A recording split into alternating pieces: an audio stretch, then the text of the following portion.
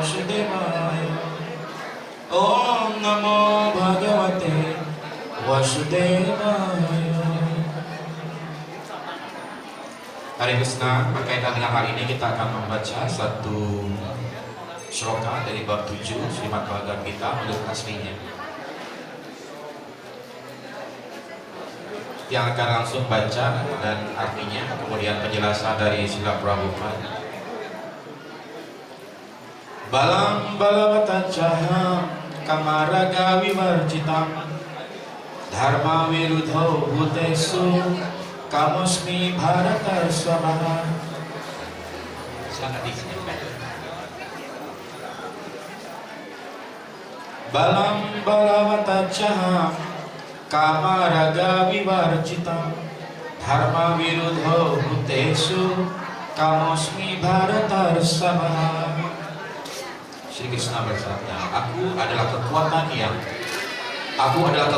orang yang kuat, bebas dari nafsu dan keinginan. Aku adalah hubungan suami istri yang tidak bertentangan dengan prinsip-prinsip keagamaan. Wahai Prabu dari keluarga Bharata Arjuna. Penjelasan yang maha karunia Srila Prabhupada. Sijaya. Kekuatan orang yang kuat hendaknya digunakan untuk melindungi orang yang lemah dan bukan untuk mengadakan ancaman pribadi. Begitu pula hubungan suami istri menurut prinsip-prinsip keagamaan dharma hendaknya digunakan untuk berketurunan dan tidak digunakan untuk tujuan lain. Kemudian tanggung jawab orang tua ialah menjadikan keturunan sadar akan Krishna.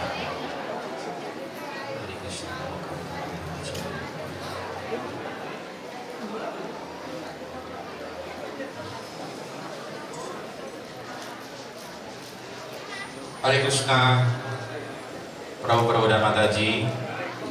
Jadi hari ini adalah hari yang sangat berbahagia sekali, yaitu hari Wiwaha Samskara, pernikahan, upacara pernikahan, ya, wedding marriage ya, dari adik kami Syama Sarojini dan Abdullah. Dan hari ini saya diberikan kesempatan untuk membacakan sebuah sloka dari Bhagavad Gita dan memberikan sedikit ulasan.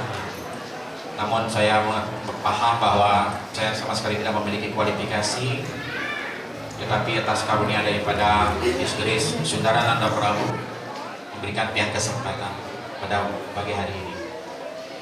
Jadi karena waktunya sangat terbatas, jadi kita ringkas saja. Jadi Wiwaha Samskara ya, sebenarnya adalah sangat sakral dan sangat esensial di dalam samskara ini. Ya, jadi Waisnava samskara ataupun Grihasta asrama ini sebenarnya tidak kalah, tidak lebih kurang dari 3 asrama-asrama yang lainnya, seperti Brahmacari asram, kemudian Vanaprastha dan Sannyasi. Dan kemudian bagaimana pentingnya Grihasta asrama ini, karena bahkan di dalam pengikut daripada Sri Chaitanya Mahaprabhu hampir 90% adalah Grihasta ya, seperti Sriwas Pandit, seperti Sarvabhauma Bhattacharya, Advaita Acharya, Ramananda Rai, Siwananda Singha, dan juga di dalam garis perguruan Acharya Gaudiya Vaishnava, seorang acarya yang ideal seperti Srila Bhaktivinoda Thakur sendiri pun adalah merupakan seorang acarya. Nah, jadi dijelaskan Wiwaha Samskara ini adalah di antara 12 samskara, dia adalah yang paling unik sebenarnya, Wiwaha Samskara ini. Karena di dalam Wiwaha Samskara ya kita mempertemukan 2 orang. Biasanya di dalam Manusamhita dijelaskan ketika seseorang bisa disebut sebagai manusia ketika dia melewati samskara-samskara yang telah ditetapkan di dalam prinsip-prinsip Weda. Jadi biasanya samskara yang lainnya dilaksanakan 1 orang. Ketika bayi baru lahir, nama Karana, Simantano Yohana, warna persana dan yang lain-lainnya, ya. Pemberian nama, gunting rambut dan yang lainnya, mereka dilakukan sendiri. Tetapi di dalam Wiwaha Samskara ini dua orang yang disamskara. Jadi ada dua kepribadian. Nah, jadi dijelaskan ini merupakan suatu hal yang tidak mudah, mempersatukan persepsi, mempersatukan dua karakter di dalam satu jiwa seperti itu. Eka jiwa wideha, jadi ada dua badannya tetapi jiwanya tetap satu. Suami istri adalah satu sebenarnya. Ya, tidak ada orang menikah atau nganten itu sendiri. Prabu mau nganten, mau nikah wiwaha sama siapa, pasti ada partnernya. Jadi di antara samskara ini adalah yang sedikit sulit ya mempertemukan pasangan yang pas. Nah, jadi oleh karena itu dijelaskan perlu adanya love and affection, ada cinta dan kasih sayang di dalam kedua ya pasangan ini. Karena ketika seseorang memiliki love, affection, memiliki cinta dan kasih, dia baru dijelaskan memiliki kualifikasi untuk menerima otoritas yang lebih tinggi. Ya. Itu basic dasarnya. Baik itu dari guru, dari orang tua, ataupun dari ya para brahmana, sadhu, acharya. Ya. Oleh karena itu, ya di dalam tradisi Weda biasanya zaman dahulu kedua mempelai ini sebenarnya ya laki-laki dan gadis dan pemuda ini dicari informasi chatnya di dalam astrologer, apakah dia memiliki kecocokan ataupun tidak. Karena ketika chat di dalam astrologer itu memiliki kecocokan, jadi walaupun ya pada zaman dulu seperti itu, bahkan satu contoh seperti Srimad Gaur Govinda Swami Srila Gurudev, ya ketika beliau bertemu dengan istrinya, beliau belum pernah melihat wajah istrinya. Beliau baru melihat wajah istrinya ketika seperti ini, seperti ketika kain itu di cover itu dibuka, baru pertama kali beliau melihat. Jadi orang tua menjodohkan anaknya sesuai dengan astrologi, ya, perbintangan yang dia miliki. Jika perbintangan itu memiliki kecocokan, maka pasti ya, walaupun mereka tidak bertemu, nanti seiring sejalan mereka akan bisa memenuhi kecocokan. Ya, karena ini sangat penting sekali. Karena dijelaskan kalau cinta, yang namanya cinta aja bukan segala-galanya sebenarnya. Karena cinta secara material mengandung nafsu, kama, jadi sifatnya temporary. Jadi kadang-kadang dia pada awal-awalnya begitu kasmaran, dia dua pemuda-pemudi ketika kena panah asmara, mereka akan saling mencintai. Tetapi seiring berjalannya waktu, ya, cinta itu bisa memudar. Tetapi ketika ya garis perbintangan astrologi mereka tepat, maka mereka akan bisa selamanya. Dan kemudian ada beberapa hal yang sebenarnya sulit untuk mempertemukan itu, karena ada dijelaskan sebagai gana buta. Ya. Gana buta karena dijelaskan orang akan terlahir sesuai dengan triguna. Ya. Ada satvika, rajasika, dan tamasika. Orang yang terlahir di dalam satvika akan disebut sebagai dewata gana, kemudian ada manusia gana, kemudian ada raksasa gana. Jadi gana-gana ini sebenarnya tidak bisa dicampurkan begitu. Harus ada gana yang lebih tinggi dari yang lainnya, sehingga ada yang mengontrol kehidupan rumah tangga. Kalau tidak seperti itu, gana kuta akan berubah menjadi gana dosa. Jadi berdasarkan triguna mereka akan dapat paham ini. Nah kemudian karena akan terjadi percampuran penyatuan dua karakter yang berbeda sesuai karma orang dilahirkan, dan melalui perbintangan astrologi orang akan mencocokkan karakter-karakter berbeda. Dan kemudian hal yang kedua yang kadang-kadang juga menjadi hambatan di dalam rumah tangga, ya, bahkan bisa mengakibatkan perpisahan di dalam rumah tangga, yaitu adanya perbedaan warna yang sering kita kenal sebagai anuloma dan pramiloma. jika suami istri memiliki warna yang berbeda, itu akan mengakibatkan yang kurang cocoknya di dalam mengarungi bahtera rumah tangga. Jadi dianjurkan jika seseorang harus sebaiknya dia menikah dengan orang yang memiliki warna yang sama.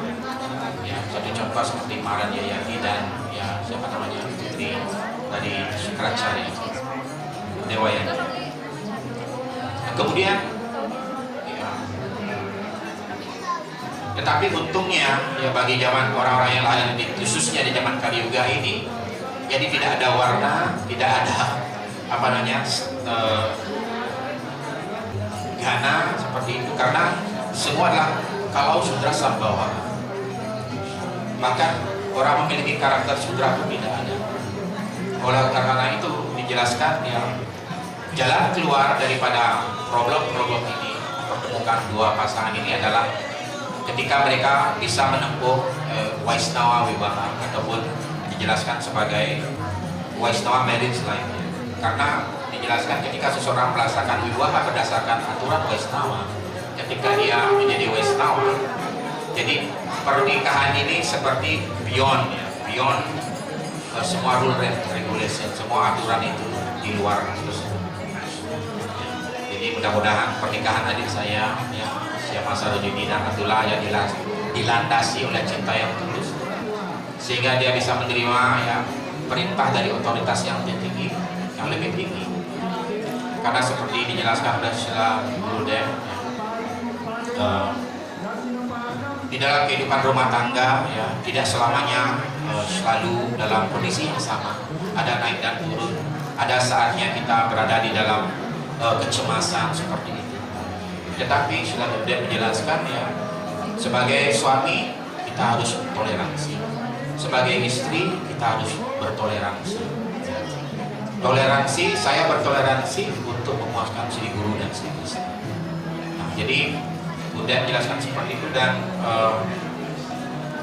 guru hendaknya seorang pasangan suami istri berada di bawah pengawasan guru, di bawah perlindungan guru kerohanian.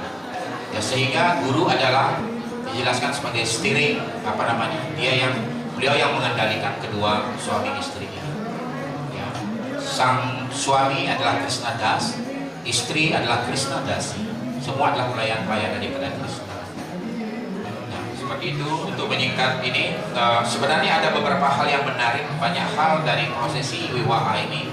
Tetapi satu hal yang sangat menarik yang ingin sampaikan di saat ini adalah ketika kedua mempelai mengucapkan janji suci. Nanti kita akan bisa saksikan bagaimana adik kita Syekh Masarudin dan Atullah akan mengucapkan janji sucinya di depan hati-hati.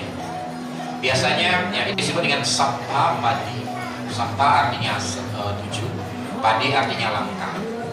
Jadi mereka akan mengelilingi 7 kali Kalau dalam Vaishnava Samskara, Wiwaha Samskara Vaishnava, dia akan mengelilingi 7 kali, yang artinya dia berjanji 7 kali kehidupannya mereka akan menjadi suami istri. Tetapi biasanya di dalam tradisi Weda di daerah-daerah India seperti Gujarati, mereka hanya mengelilingi 4 kali saja. Mereka dan menyimpulkan catur purusa arta, dharma, arta, dan kama, dan moksha. Tetapi di dalam Vaishnava Samskara, di dalam kesadaran Krishna, kita mengenal adanya pancama purusarta, yaitu Krishna Prema Bhakti. Jadi 7 langkah kesetiaan di dalam kehidupan. Jadi disebut dengan Saptapadi. Nanti bagaimana kedua, ini adalah sebenarnya sesi yang paling romantis di di dalam Wiwaha Samskara ini, karena mereka saling mengucapkan janji suci mereka di depan apiannya, dan janji itu harus ditepati. Dia akan membacakan satu persatu mungkin 7 ini dalam bahasa Inggris. You promise to provide each other the good things of life, food, physical and emotional nourishment, and wealth. So all your basic needs are fulfilled. Kedua mempelai akan berjanji untuk menyediakan atau satu sama lain hal-hal seperti yang terbaik di dalam kehidupannya, seperti makanan, baik itu merupakan ya pelayanan secara lahir dan batin, kekayaan, ya, sehingga semua kebutuhan mendasar bisa terpenuhi.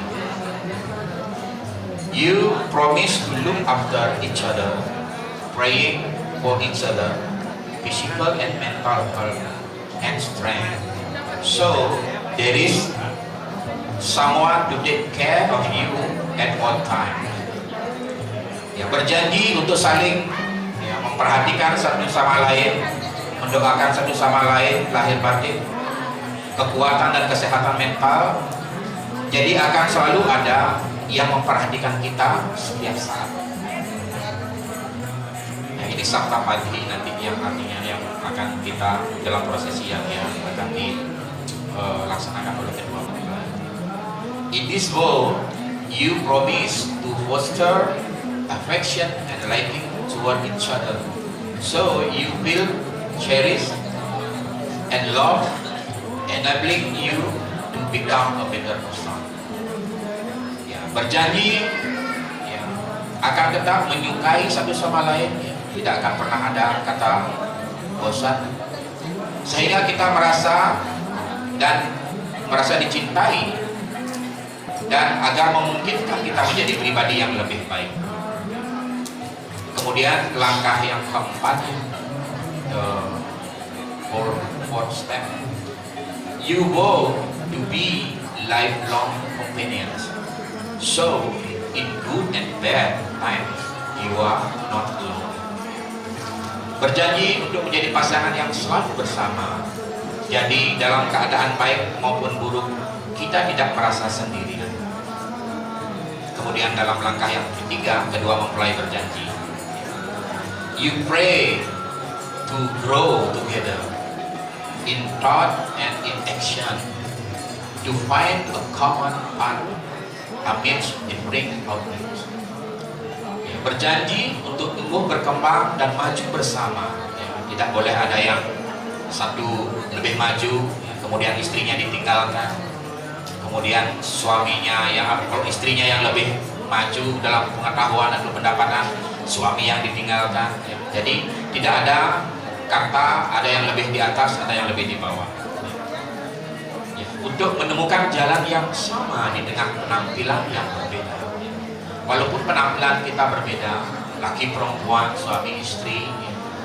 Kemudian tetapi di dalam outlooknya berbeda, tapi di dalam jalannya kita bersama-sama. Kemudian langkah yang keenam yang akan dijanji, yang akan disampaikan, you go to look after your children, family and society, ensuring their prosperity together. So with your union, everyone benefits. Berjanji untuk memelihara, membesarkan anak, ini yang paling penting. Karena tujuan seseorang melakukan pernikahan atau dewasa sekarang, tujuannya adalah untuk mendapatkan keturunan, untuk mendapatkan seorang anak yang sejahtera. Jadi bukan untuk enjoy. Jadi berjanji untuk memelihara, membesarkan anak, menyejahterakan keluarga dan masyarakat, meyakinkan mereka mendapatkan kesejahteraan bersama. Jadi semuanya, jadi dengan hubungan pernikahan kita, semua orang diuntungkan. Jadi tidak semua pun merasakan keuntungan ketika kita melakukan itu. Kemudian sabta padi ini adalah langkah yang ketujuh, the seventh step. Finally, you promise to adopt a noble band of mind, leading a sacred and spiritual life in union. You both agree to walk the philosophical and spiritual path in life. Jadi ini adalah yang ketujuh. Mereka berjanji menerima dan mengadopsi pikiran-pikiran yang mulia, menjalani hidup yang suci dan spiritual dalam kebersamaan hidup berkeluarga. Kita setuju ya berdua berjalan hidup bersama berlandaskan ya, baik secara filosofis di dalam jalan hidup spiritual ini. Jadi ini adalah 7 langkah yang apa namanya, 7 langkah dari Sabta Padi, artinya ya, janji suci yang diucapkan di depan api yang tidak boleh diingkari oleh satu orang atau keduanya, tidak boleh mengingkari janji ini. Ya. Jadi saya akan bacakan satu quote lagi dari Sila Gurudev, ya. Karena bapak ibunya bahasa orang Inggris, jadi harus kasih bahasa Inggris. Ya, kalau bahasa Indonesia tidak ngerti. Quote of the day, Srimad Gaura Swami Maharaj. Both husband and wife should be placed under one guru. Guru is the steering holder. However difficult, awkward, uncongenial situation may come, both of you should tolerate. Husband should tolerate, wife should tolerate. For the pleasure of Krishna, I tolerate. But you are not prepared to tolerate, so the whole trouble comes. Tolerate, then good thing will come up. It is not that every day goes same.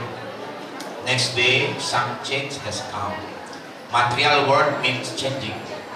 Today is suffering, next day happiness comes. Have patience and tolerate. This is our instruction to you. Bhubaneswar 1995, Srimad Gaura Swami Maharaj. Jadi itu pesan dari Sila Gurudev. Dan hal yang penting tadi adalah hadirnya seorang suputra di dalam keluarga. Mudah-mudahan atas wibaha samskara yang didoakan oleh para Waisnawa dan Waisnawi, adik kami Syama Sarojini, ya, setelah pernikahan ini segera mendapatkan seorang anak, ya, untuk apa namanya, agar kesempurnaan di dalam kehidupan berumah tangga. Oleh karena itu para grihasta juga disebut dengan Prajapati, ya. Prajapati itu artinya dia yang seperti Prajapati. Kita banyak ada Prajapati Daksa, ada di dalam setiap manwantara ada Prajapati. Setiap grihasta juga disebut dengan Prajapati karena dia melahirkan praja, ya, orang, ya, manusia yang akan melahirkan cita-citanya sebagaimana dia dibentuk di dalam spiritual. Jadi kadang-kadang terjadi banyak hal di dalam hidup di rumah tangga ini. Jadi saya akan tutup dengan sebuah cerita dari Damodar Lila. Ketika Ibu Yasoda mengikat Krishna di lumpang kayu, kemudian singkat cerita Krishna merangkak melewati 2 pohon Arjuna, kemudian pohon Arjuna tumbang. Jadi ketika 2 pohon Arjuna ini tumbang, hampir menimpa Krishna, Sri Damodar yang kecil. Ketika itu, ya, suara berdebum dari kedua pohon ini terdengar sampai di seluruh Vrindavan.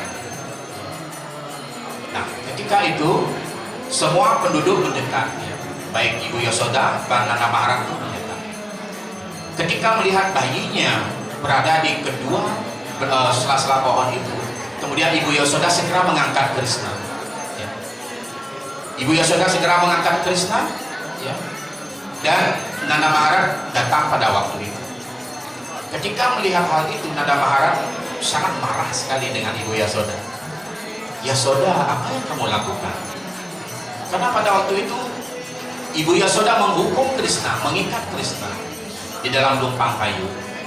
Dan walaupun ini adalah susunan Krishna, tetapi akhirnya Krishna hampir tertimpa pohon. Kemudian ya Ibu Nanda Maharaj sangat kecewa dengan Ibu Yasoda. Mengapa kamu kejam sekali? Kadang-kadang di rumah tangga juga kadang-kadang ibu kadang-kadang terlalu gemas gitu, ya, terlalu galak kepada anaknya. Kemudian ketika melihat hal itu, ya, Ibu Yasoda merasa sangat bersalah sekali. Mengapa saya begitu kejam sekali dengan anak saya Krishna? Saya telah mengikat dia, saya menghukum dia, saya kejar dia, ya. Tetapi walaupun Ibu Yasoda melakukan hal itu, tapi sebenarnya dia memiliki cinta yang sangat luar biasa kepada Krishna. Kemudian akhirnya Ibu Yasoda merasa bersalah. Kemudian Krishna pun takut dengan ibunya, ya. Takut dengan Ibu Yasoda. Kemudian Sri Damodar mengatakan, ya, dia kemudian melihat Nanda Maharaj datang, ya. Sri Krishna Damodar segera berlari mendekati Nanda Maharaj. Ayah, ibu saya galak sekali. Ibu jahat, ya. Krishna berkata, ibu mengikat saya, ya. Kemudian ibu mengikat saya di lumpang, dan saya hampir tertimpa pohon. Ibu jahat sekali, ayah. Kemudian Yasoda melihat dan berusaha mengambil Krishna. Mari Krishna, mari sini nak. Kemudian Krishna berkata, tidak. Ibu jahat, gitu. Dan Sri Damodar mengatakan, ibu jahat sekali. Kemudian seharian itu, akhirnya beberapa hari Krishna tidur bersama Nanda Maharaj. Biasanya Sri Damodar beliau tidur bersama ibunya. Nah, dijelaskan terjadilah antara Ibu Yasoda dan Nanda Maharaj. Beliau semacam wake begitu, ya.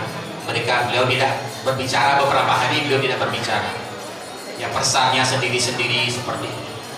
Dan dijelaskan karena saking merasa bersalahnya, Ibu Yasoda duduk seperti itu, bengong seperti itu, seperti patung.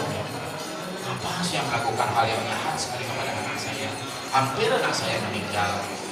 Sebagai seorang ibu, betapa jahatnya saya. Dan Krishna sekarang tidak mau, bahkan jangankan mau tidur bersama saya, bahkan di pangku saja Krishna tidak mau. Ya, apalagi sekarang Nanda Maharaj marah. Mereka tidak bicara, 3 hari mereka tidak bicara. Ini sering terjadi di dalam rumah tangga. Ketika kadang-kadang anak ibu terlalu galak kepada anak, ayahnya membela anak. Kadang-kadang ayah yang galak kepada anaknya, ibunya yang membela anak. Ini sering terjadi. Inilah hal yang lumrah. Bahkan di zaman Krishna, di dalam lila Krishna pun ini terjadi. Dan kemudian mereka berdua, antara Nanda Maharaj dan Ibu Yasoda, lama tidak bicara satu sama lain. Pada suatu hari, ya, ketika Nanda Maharaj akan persat, ya, Ibu Yasoda masak seperti itu, kemudian ditaruhnya di meja, kemudian ditinggal, tidak mau persat bareng-bareng. Kemudian Nanda Maharaj akan persat sendiri. Hal seperti ini membuat suasana keluarga tidak enak, ya. Kalau suami istri bertengkar, anak yang merasa akan terkorbankan. Kemudian akhirnya Nanda Maharaj mengatakan, Krishna, nah, panggil ibumu. Pada suatu hari luluhlah hati Nanda Maharaj.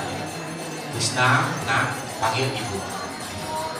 Kemudian karena diperintahkan oleh Nanda Maharaj, akhirnya baru Krishna mau datang memanggil ibunya. Ibu, dipanggil sama bapak. Ayo persat. Ayo bareng-bareng persat. Ketika mendengar, oh, Nanda Maharaj sudah memanggil saya, akhirnya hati Ibu Yasoda pun menjadi sedikit lega. Nanda Maharaj sudah tidak marah lagi. Begitu ditarik tangannya oleh Krishna, kemudian dibawa ke sana, akhirnya mereka, pada saat itu Krishna mengambil tangan Nanda Maharaj dan Ibu Yasoda disatukan, dan akhirnya mereka bersatu. Nah, jadi biasanya ketika seorang suami istri mengalami suatu percekcokan di rumah tangga, maka anaklah yang akan menjadi jembatan. Sebenarnya dalam cerita ini dijelaskan, artinya kita disuruh belajar put Krishna in the center, letakkan Krishna sebagai pusat daripada pelayan kita. Taruhlah Krishna di tengah-tengah segala masalah, maka everything will be okay, ya. Everything is gonna be alright, ya. Kalau Krishna berada sebagai center di dalam rumah tangga kita. Jadi seperti itu. Ini sehingga mencairkan suasana kebatinan daripada Ibu Yasoda dan Nanda Maharaj kembali bersatu. Itu pentingnya ada anak di dalam rumah tangga. Dan seorang anak adalah anugerah. Seorang grihasta, suami istri, jangan berpikir untuk tidak memiliki anak di dalam wiwaha. Setelah wiwaha, dikasih jadwal caturti, lanjutkan agar segera lahir seorang Waisnawa yang agung. Ketika Prabu Udawa, Otri kita ini, beliau menikah sama Mataji beliau, Mataji Sitila di Puri, di Ucok, ya, Mataji Kamalalaya. Waktu itu ya, Bhakti Swarup Damodar Maharaj beliau lah hadir di sana. Beliau sempat berkata, ya, kedua mempelai ini boleh memiliki, kalian boleh memiliki 1000 orang anak sekalipun tidak apa-apa, asalkan kalian bisa melahirkan anak yang seperti Bhaktisiddhanta Saraswati.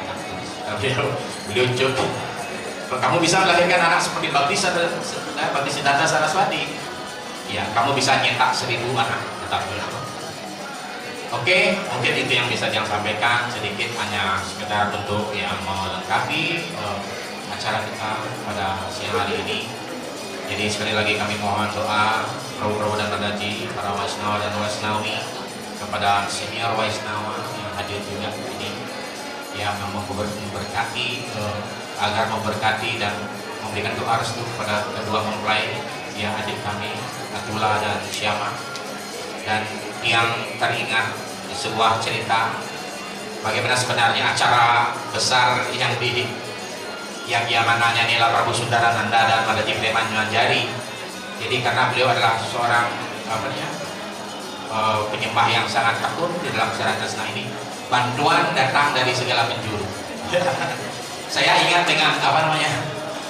dengan kisah Narsin Mehta yang menikahkan putrinya, sedangkan mereka dari keluarga miskin. Tetapi Narsin Mehta rajin membaca Srimad Bhagavatam. Ya. Tetapi akhirnya apa? Krishna dan Balaram datang memberikan, menyiapkan segala sesuatu untuk pernikahan putrinya. Saya lihat hal yang hampir sama. Prabu Sundarananda baca Bhagavatam, ya. Tetapi dalam pernikahan ini beliau dibantu oleh banyak penyembah, dikirim oleh Sri Krishna Balaram, dikirim oleh Sri Radharaseswara. Dan semoga ya, pernikahan wiwaha ini mendapatkan restu daripada Sri Guru, Sri Gauranga Vaisnawa Acharya, dan dari Sri Radharaseswara, sehingga mereka bisa menjadi keluarga yang berbahagia, happy grihastha life di dalam pusara Krishna ini.